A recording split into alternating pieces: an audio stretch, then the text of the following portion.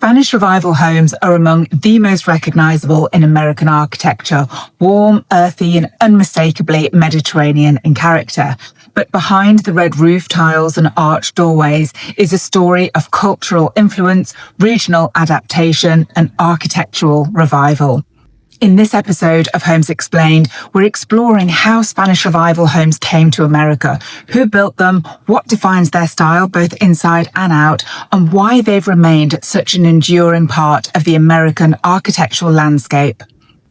Spanish Revival architecture, also called Spanish Colonial Revival, rose to prominence in the early 20th century, inspired by the original Spanish colonial buildings of the 1600s, which were found throughout the American Southwest as well as Florida.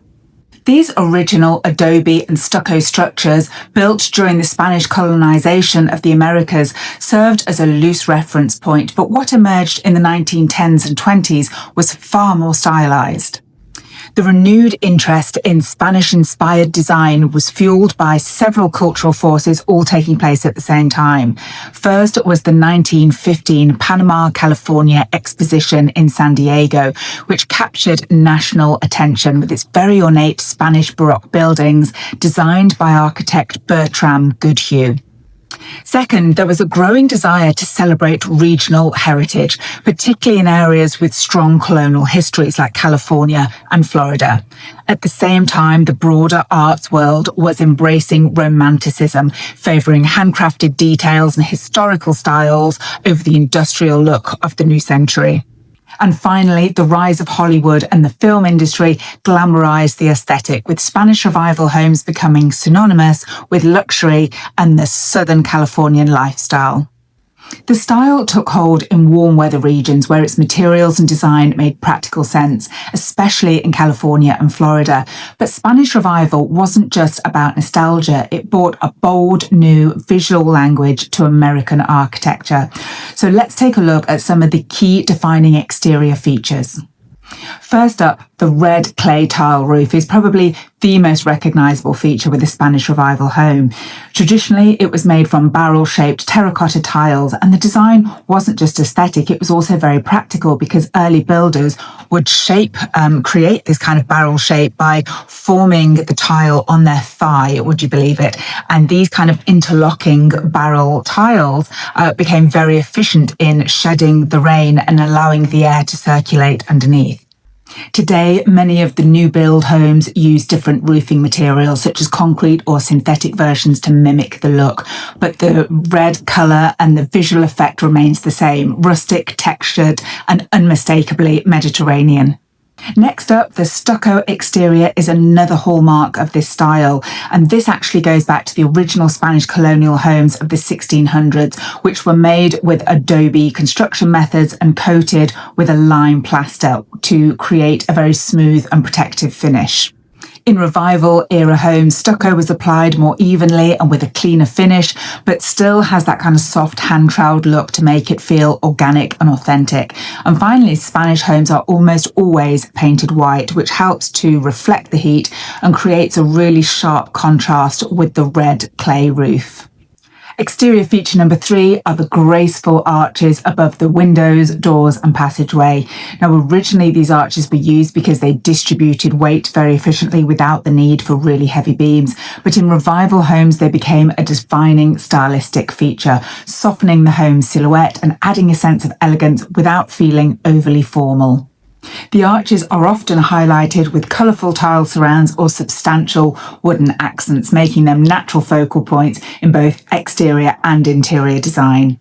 And finally, in contrast to the other Revivalist styles such as the Colonial Revival, the Georgian or even the French Provincial, all of which emphasise strict symmetry, the Spanish Revival home really bucks that trend.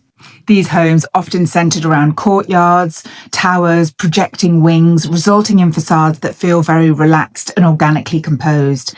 And the asymmetry gives the impression that the home evolved over time, with additions made as needed, kind of echoing the informal growth of the historic Mediterranean residences. The charm of a Spanish Revival home doesn't end at the front door. Inside, you have the same sense of warmth, craftsmanship, and historical influence continues, blending rustic textures with graceful architectural details. So let's step inside and check out the key interior defining features. Number one are the smooth plaster walls, finished with a hand-troweled look that gives the space a soft, almost sculptural quality. And unlike the very crisp corners, the more formal architectural styles, these walls are typically have rounded edges, especially at the doorway and ceiling transitions. The effect is subtle but important. It creates a sense of warmth and flow, echoing the organic feel of the Mediterranean buildings where surfaces were all shaped by hand. Next up, heavy wooden ceiling beams are another interior hallmark of Spanish Revival. Typically, they're staying dark to contrast with the light-coloured walls and ceilings, and the beams add visual weight and a real sense of age to the space. While originally structural, in the Revival homes they're mainly decorative, meant to evoke the craftsmanship and rustic elegance of traditional Spanish architecture. The third interior feature is the flooring, which is made from either terracotta or saltillo tile. Materials chosen not just for their durability, but for their rich, earthy tones and handmade character. These tiles vary slightly in colour and texture, which gives the floor a very natural, time-worn look. They were cool underfoot and perfect for the warm climates, and they help to regulate the indoor temperatures while also adding depth and warmth to the overall design. Feature number 4 is the fireplace, which is very unusual in a Spanish Revival and unlike anything we've seen in any of the other architectural styles, because for one, it's tucked away in the corner rather than being centred on the middle of a wall, and it also has a very distinctive sculptural shape. So it's kind of formed with smooth plaster and soft curves, and the fireplace almost resembles an oven with a small opening and kind of very minimal ornamentation tucked away in the corner of a room. And finally, colourful hand-painted tiles are used throughout Spanish Revival interiors to add vibrancy and craftsmanship to everyday surfaces. You'd see them on stair risers, surrounding the fireplace maybe, and definitely used as backsplashes in both the kitchen and the bathrooms. These tiles often feature Moorish, Spanish or Mexican patterns, and their placement is both practical as well as ornamental because they bring a layer of artistry to the home, reinforcing the style's emphasis on detail and tradition. Though Spanish Revival homes peaked in popularity in the 1920s and 30s, its influence has never truly faded because in places like California, Arizona, Texas and Florida, the style feels right at home, reflecting the area's heritage as well as its lifestyle.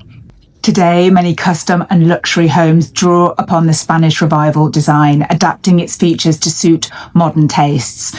So open concept layouts and toned down detailing may update the look, but the hallmarks remain: the white stucco, the red tile roof, and the graceful arches. From its old world origins to its enduring visual appeal, this style blends beauty, history and craftsmanship in a way few others can.